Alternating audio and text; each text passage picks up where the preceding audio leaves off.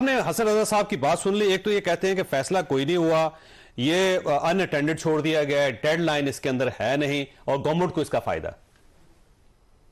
देखिए, पहली बात तो यह है कि ये अनअटेंडेड नहीं है। बिल्कुल पहले जो इबहाम था उसको दूर कर दिया गया।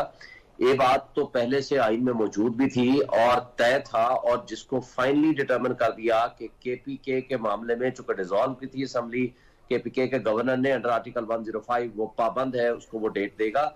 और बल्कि लफ्ज इस्तेमाल हुआ कि उसने breach of his constitutional responsibility की है और उसको कहा फोर्थ विद आप डेट दें। एक तो ये हो गया एस्पेक्ट, ये डेडलाइन है, डायरेक्शन है। दूसरा इसमें डायरेक्शन आई है, पैराग्राफ 13 और 14 बड़े अहम है। एक तो कहा गया it further follows that the order of the president dated 20/2/2023 is constitutionally competent, यानी वो जो डेट दी थी वो बिल्कुल ठीक थी, दुरुस्त है। लेकिन 14 पैरा में ये कहा कि आप चूंकि सेक्शन 57 और 58 की रिक्वायरमेंट भी पूरी करनी है, लेकिन सेक्शन 57(2) जो है 54 डेज देता है, 58 उसका टाइम को, शेड्यूल को कम भी कर सकता है। तो इसलिए ये पावर्स दोबारा दे दी president of Pakistan with the consultation of election commission, दोबारा डेट देगा।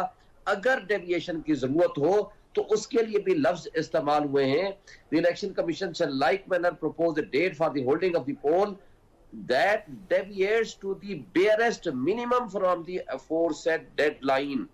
वो यानी मिनिमम जो उसमें डेविएशन की रिक्वायरमेंट हो सकती है, मैक्सिमम वो कहते हैं हम 54। शुएब से ये फरमाइएगा कि क्या फ्यूचर में किसी ना किसी फरीक को दोबारा सुप्रीम कोर्ट से राब्ता करना पड़ेगा या नहीं करना पड़ेगा? क्योंकि हो सकता है इलेक्शन कमीशन चला जाए कि जी हमें आपके जो फैसला है उसकी मजीद तशरीह की जरूरत है, हमें इसकी समझ नहीं आ रही, या गवर्नमेंट चली जाए या फिर पीटीआई चली जाए।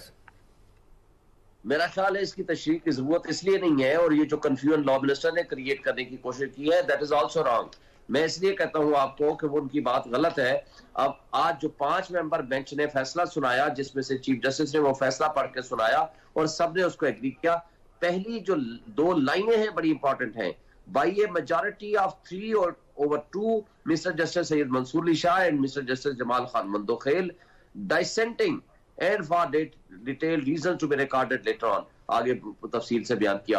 तो एक मीनिंग देयर बाई कोर्ट पाबंद है इस 3.2 के फैसले का, और कोर्ट का जो फैसला है वो मेजॉरिटी व्यूज है।